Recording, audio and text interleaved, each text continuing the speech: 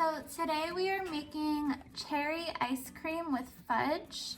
So we have 3 cups of sweet frozen cherries, 1/3 cup of sugar, 2 cups of milk. We're gonna use like a pinch of salt, 1/2 teaspoon of vanilla extract. So we have a 1/2 cup of dark chocolate morsels and about a teaspoon of coconut oil, and we're just gonna mix that to make the fudge.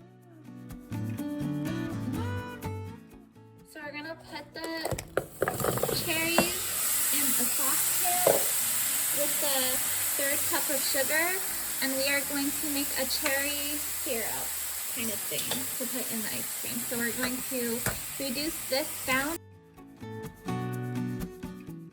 Have the reduced cherry and sugar mixture here, and if you would like, you can put that in a blender and make it smooth before adding it to the ice cream, but I'm just gonna leave the chunks in.